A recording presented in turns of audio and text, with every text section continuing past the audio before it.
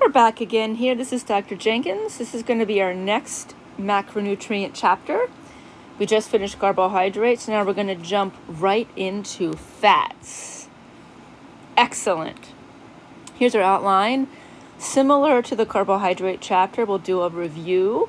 We'll talk about some specifics of fat metabolism and regulation of both carb and fat metabolism. And then, of course, we'll get into fat intake before, during, and after exercise. And then we'll discuss a couple of supplements. All right, really good stuff here. Okay. Let's review some structure and function. All right. You remember, hold on here. Yes. Okay. Sorry about that. So we talked about 3 different types of lipids. I'm going to skip ahead to this next slide. We talked about 3 types of lipids. We talked about the dietary fat or the triglycerides. We talked about phospholipids. And we talked about sterols, which include cholesterol. Here you can see there's other ways there's other terms you can use.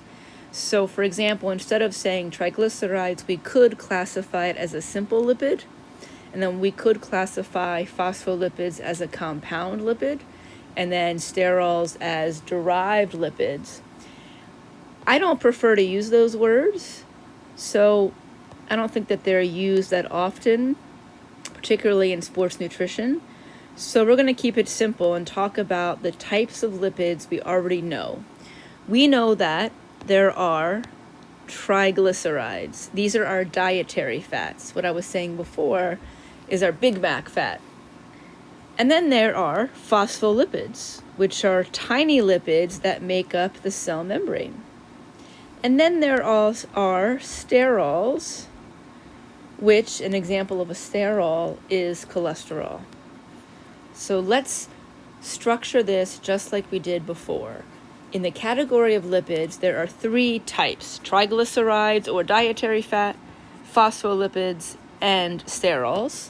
And an example of a sterol is cholesterol. I'm going to go back for a second.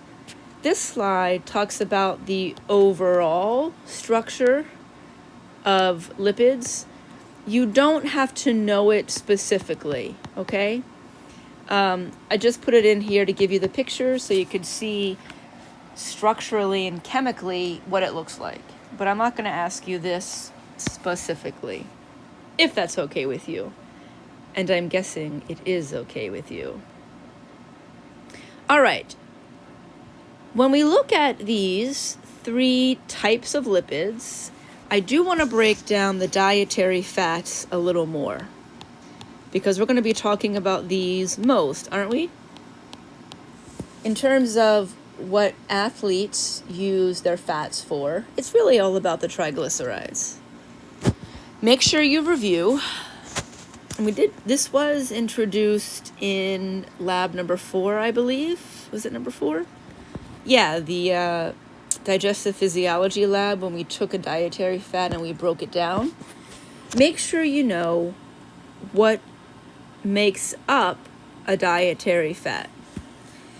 This is what a dietary fat looks like in structure, basically. So each dietary fat is made up of fatty acids and a glycerol molecule. We're going to be talking a lot about fatty acids in this chapter. We're going to talk about short-chain fatty acids, medium-chain fatty acids, and long-chain fatty acids, which is referring to the length of this chain right here. Okay, but for now, let's just introduce it. Structurally, triglycerides are made up of fatty acids and glycerol.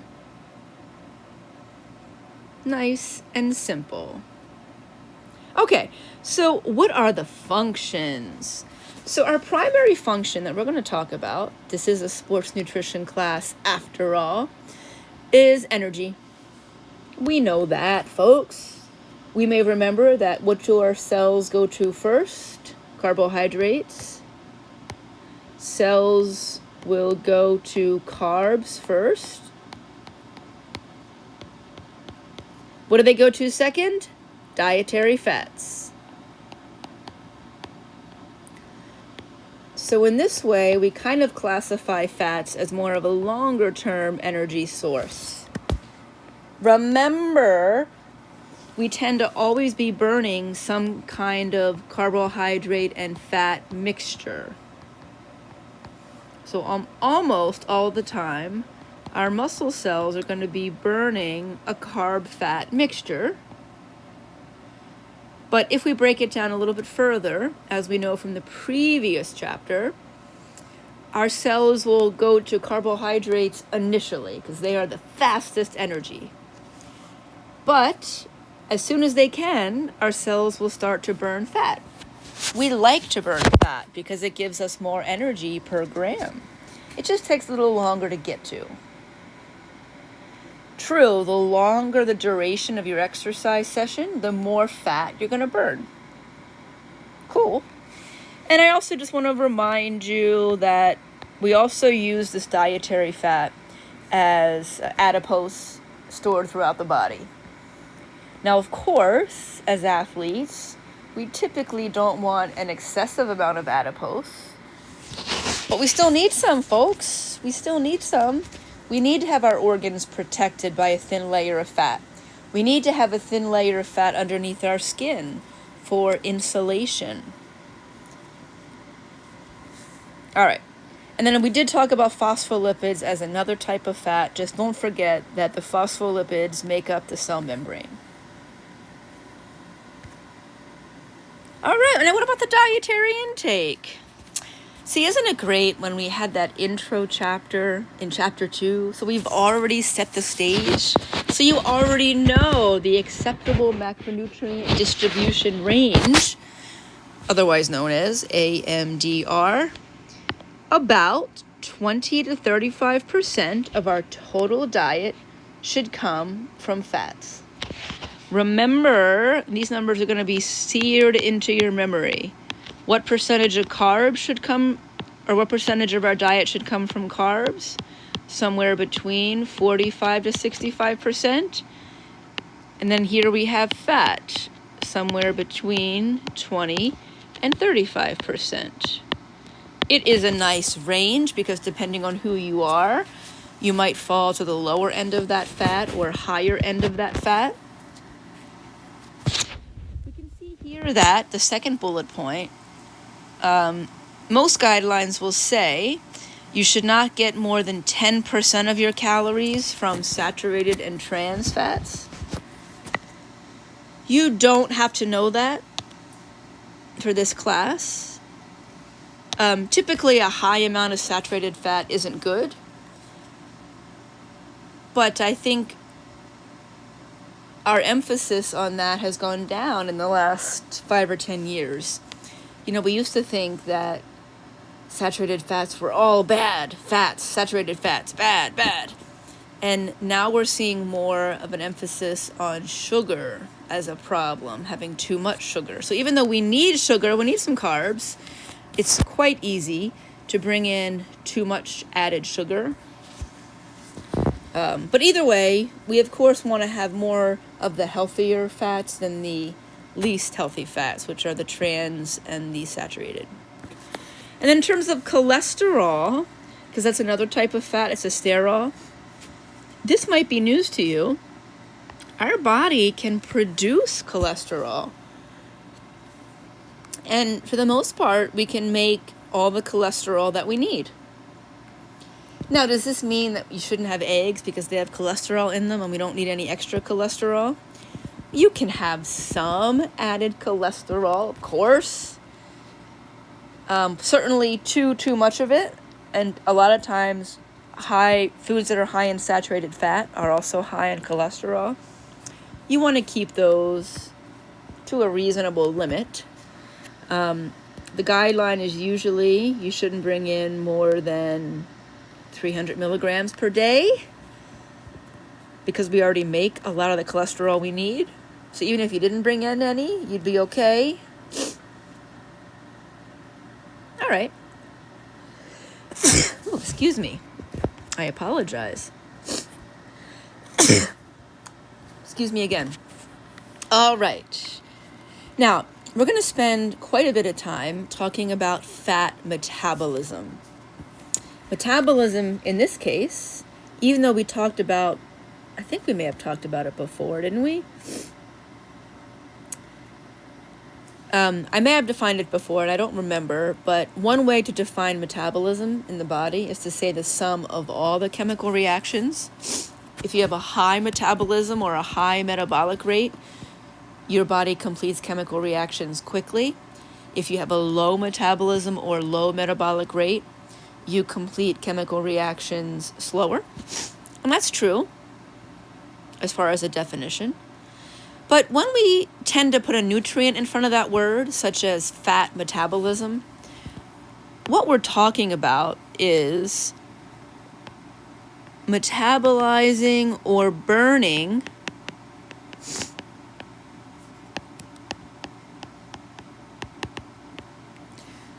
that nutrient, in this case fat, for energy. So usually whenever you see carbohydrate metabolism, fat metabolism, what we're really talking about is the process of burning that nutrient for energy. And we're going to talk a lot about that. Before we talk about that specifically, we have to know where we store fat. And I'm going to review as we go along, because I think the more times we go through something, the better. Let's review where we store carbs. You may remember, we have some glucose in the blood. Remember that? We want to keep a certain amount of glucose in the blood, maybe between 60 and 100 milligrams. And then the rest we store as glycogen, which is stored glucose. And we store glycogen in two places: the skeletal muscles and the liver. 2/3 of our stores are in the skeletal muscles. 1/3 of our glycogen stores are in the liver. Does that sound familiar? It should. Excellent. Now let's talk about where we store fat. It should not come as a surprise. A lot of our dietary fat is stored as adipose. This is what adipose looks like in terms of adipose cells and adipose tissue.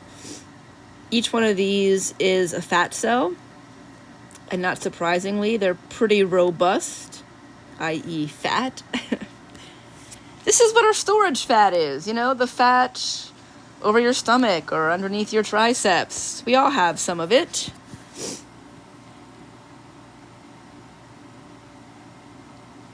All right, so most fat is stored as adipose or simply fat tissue underneath the skin, around our organs, and this varies between people in large amounts. But I also want to point out, we store smaller amounts, and I mean small, not like glucose. Glucose, we stored a decent amount in the blood, and we stored a lot in the muscle. Most of our fat is stored as adipose.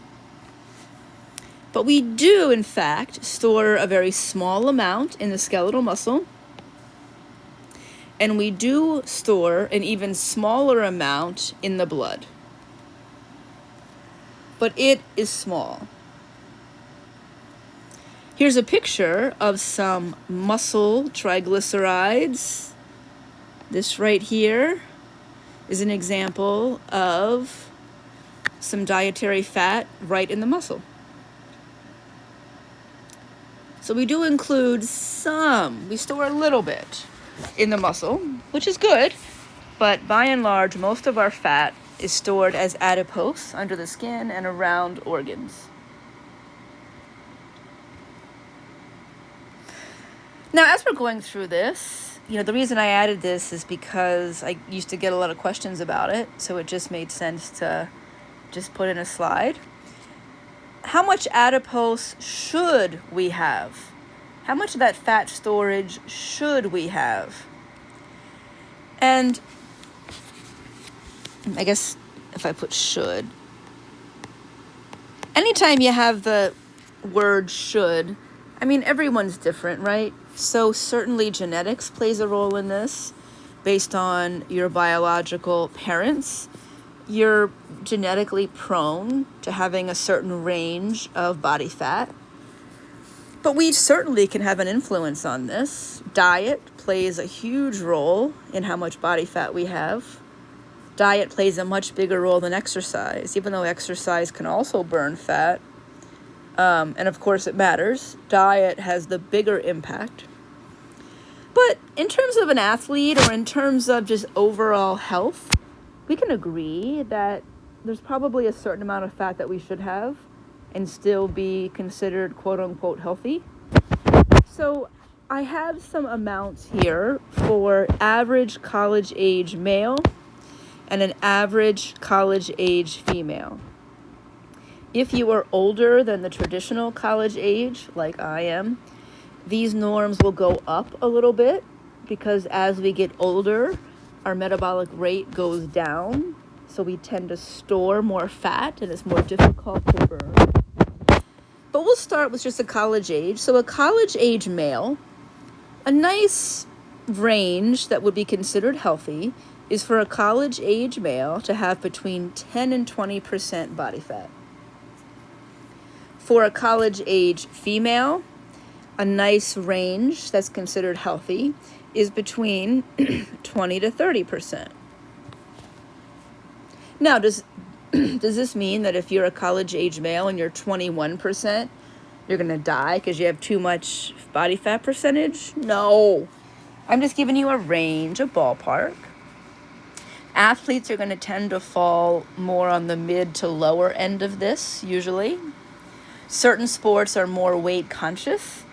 Horse jockeys, gymnasts, swimmers, cyclists. These are people who want to keep their body fat percentage low because it can benefit their performance directly. Something else I want to point out is, even some of my friends, when I started teaching, they would ask me, hey, what do you think a normal body fat percentage for a female is? And I'd say, well, if you're college age, 20s, probably about 20 to 30%. And they would look at me and be like, no, I'm not 28% body fat. That's not normal for a woman. Yes, it is. So women biologically carry much more fat. And that is by design. That is because the female body is designed to nurture a developing fetus and then protect it, and then during childbirth, push it out. And then even after that, we have excess fat in our breast tissue because we need to be able to feed a baby. So there's nothing wrong with women having a higher body fat percentage. It's just the way that it is. Now, of course, women, just like men, could have too high of a body fat percentage in terms of health. But I always laugh when my friends were like, my female friends, no, I'm 12% body fat. No, you're probably not. That's just the curse or the gift of being a female, depending on how you look at it. So you should know these ranges for college age male, college age female. Okay, if we're comparing how much adipose we store, so how much adipose we store. We store more adipose, more fat than carbs. We have fat everywhere, okay? So we do store more fat than carbs. And we store a lot of carbs, which means that we store a lot of fat. We already know that per gram, fat gives us more energy than carbohydrates. You may remember 1 gram of a carbohydrate that we metabolize or burn for energy is going to yield 4 kilocalories of energy. When we burn for energy 1 gram of fat, we get over twice the yield. So we have more fat storage than carbs. And once we metabolize it, it gives us more energy. Bottom line is, we like to burn fat. Gives us a lot of bang for our buck. And as a result, we end up providing or getting much more energy from fat than carbs. Okay, review. What are our muscle cells going to use? Well, our muscle cells are first going to tap into carbohydrates. And they're first going to tap into the blood glucose. Then they're going to tap into glycogen. And then as quickly as they can, they're going to start to tap into fats for energy. Ultimately, we end up burning a carb-fat mixture, but it's just that right away we can only get the carbs first. It just takes longer to get to the fats. We've seen this chart before. You don't need to know those numbers, but I want to remind you, the longer in duration our activity is, the more fat we're going to burn. Give you some examples. Usain Bolt doing a 100-meter sprint is going to be burning predominantly carbohydrates, probably all carbohydrates. A 5K runner or a 1,600-meter runner is going to be burning a carb-fat mixture. Maybe 50-50, I don't know. It's hard because we're all different. A marathon runner is going to be burning mostly fat. So the longer in duration, the more fat we're going to burn. All right. I wish we were able to be watching college football this fall, but we will see. Not so fast, my friend. Lee Corso and Kirk Herbstreit. That's not Kirk Herbstreit, but usually Kirk Herbstreit is with him. Lee Corso, not so fast, my friend. We can store a lot of fat. We just talked about it. We can store a really decent amount of fat. But we can't metabolize all of that stored fat because our body doesn't want you to lose all of your body fat. Remember, we need to have some of that adipose to serve as insulation under our skin and to serve to protect over our organs.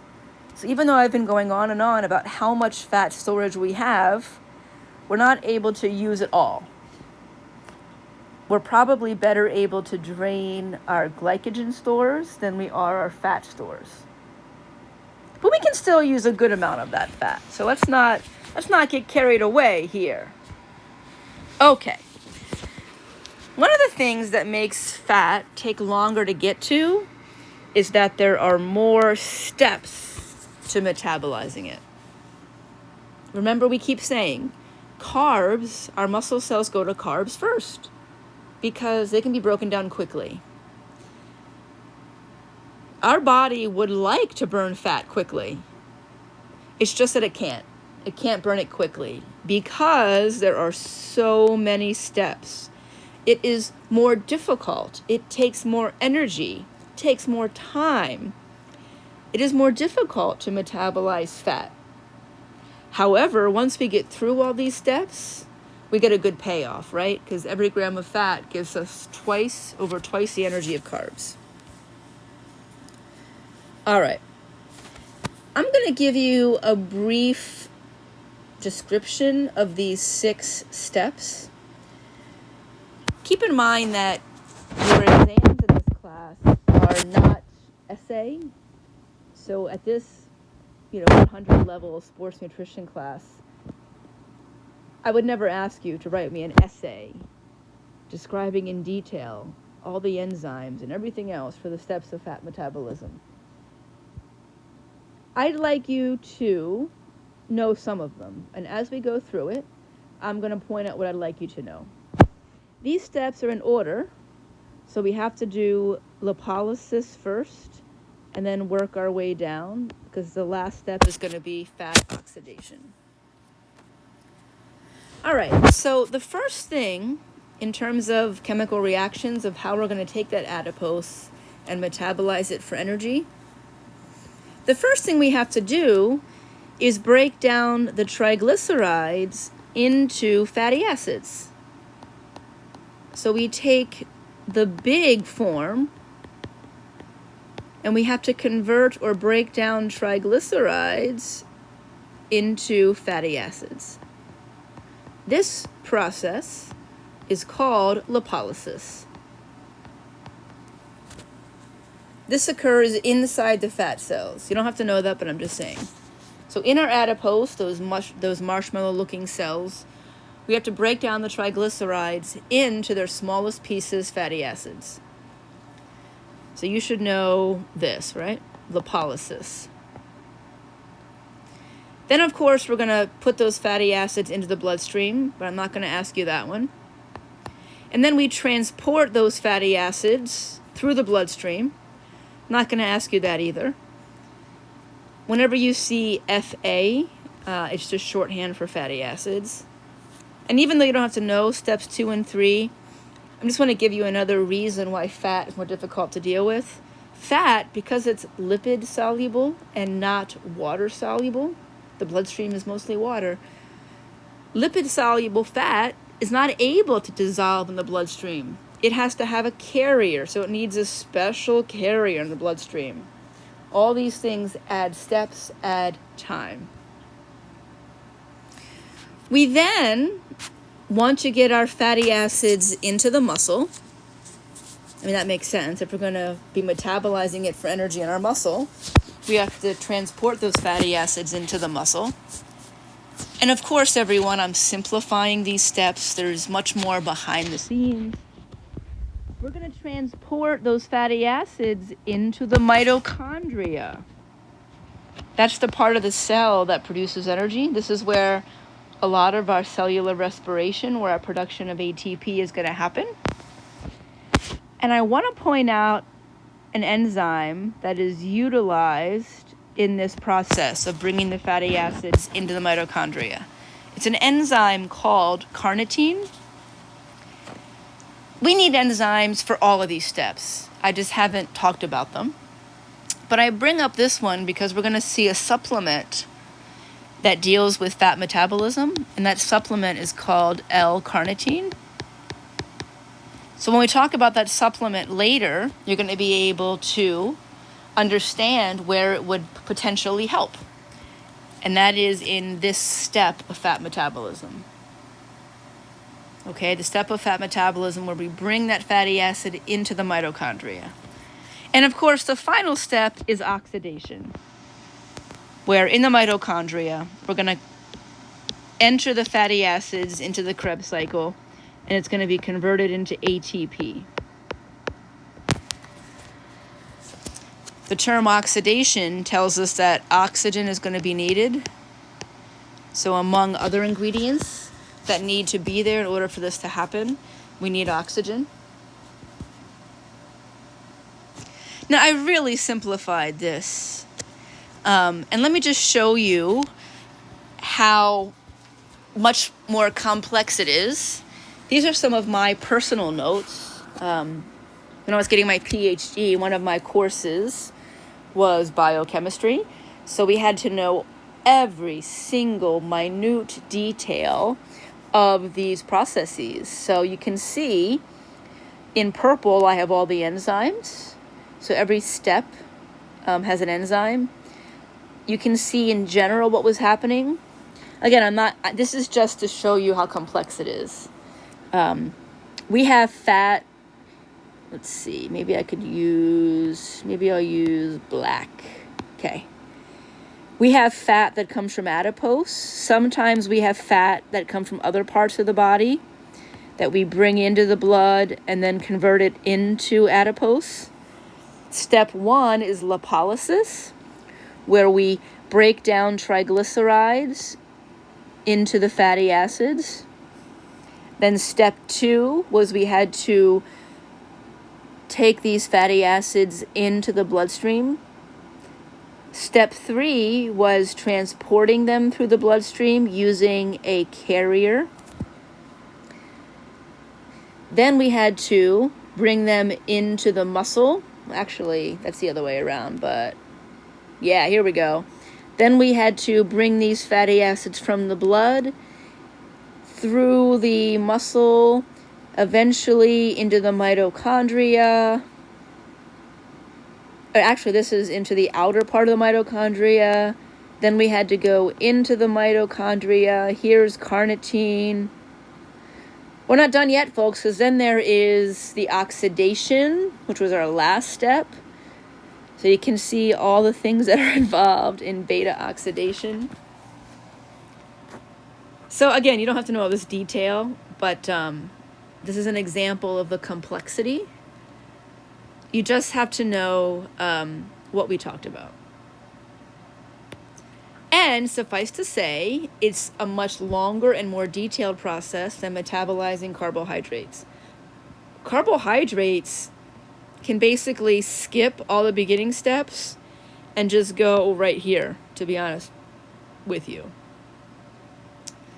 All right, good stuff. We're really getting into some science. Makes me happy. I'm not sure if it makes you happy, but for the next, I should say for the remaining part of the semester, it will need to make you happy, hopefully, so you can get a good grade. All right, let's talk about regulation, because we know that we are primarily burning a carb-fat mixture. Even though we initially burn carbs only, we're going to, as quickly as possible, start to burn fat. And when we start to burn fat, it's not like we just shut down carb metabolism. We have a mixture of both. Well, how is this process regulated? How do our muscles know how much carbohydrate to metabolize versus how much fat to metabolize? This is just saying what I already said. Because we burn a carb-fat mixture, it's very important that we can regulate the metabolism of both carbs and fat. Okay. Now we're going to talk about some overarching principles. There are, of course, more specific things like the ADP-ATP ratio. There's all sorts of things that are a little bit more specific in terms of how our body knows how many carbs and how much fat to metabolize. But we're taking like kind of the 10,000 foot view. Let's just be a little bit more general. What we can say is carbohydrate metabolism is tightly regulated. For whatever reason, and there are many, for many reasons, our body is better able to regulate carbohydrate metabolism. And of course, a lot of it is based off of what our muscles need. I mean, simply put, if we're working out our muscles harder, then we're going to need to burn more carbs. It really boils down to that. There's different chemical markers and a negative feedback loop within that. But carbohydrate metabolism is a little bit easier for our body to regulate, and we tightly regulate it. Fat metabolism is not as tightly regulated. And I think a part of that just has to do with its complexity. So it's not as simple as when we exercise longer, we just burn more fat, because there's so many more steps. And sometimes we start the fat metabolism process, but we don't finish it. So it's just more difficult to regulate. And when we study fat oxidation, which I'm going to talk about fat oxidation when we get to a slide later, and I talk about the ketogenic diet, it's difficult for us to draw a direct relationship between fat oxidation and then energy use in muscles.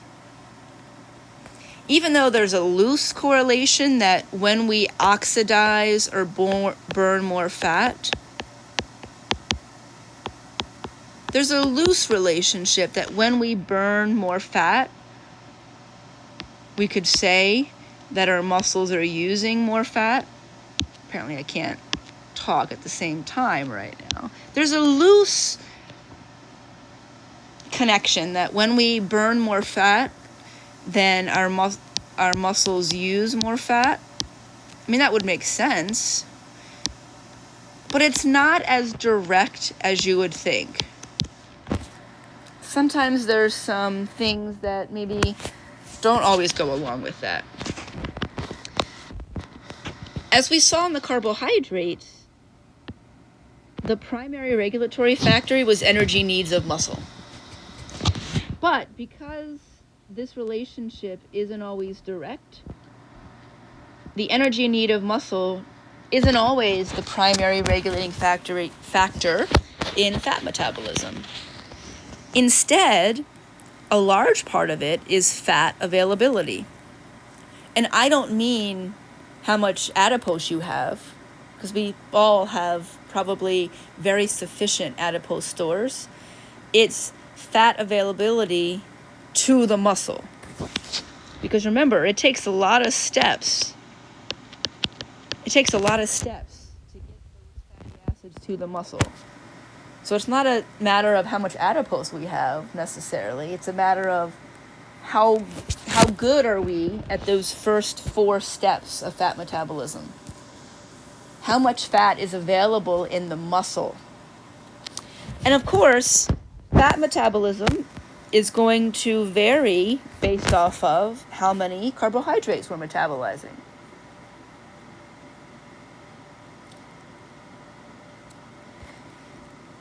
So, we still have a lot to learn about this biochemistry. One particular theory that has been thrown around the last 10 years or so is that carbohydrate metabolism sets the tone, and then fat metabolism follows. So that's kind of one theory out there that we seem to be identifying, that carbohydrate metabolism seems to set the tone, and then whatever we need beyond that, that's how much fat we metabolize. Which may not always be a good thing, because wouldn't we rather burn more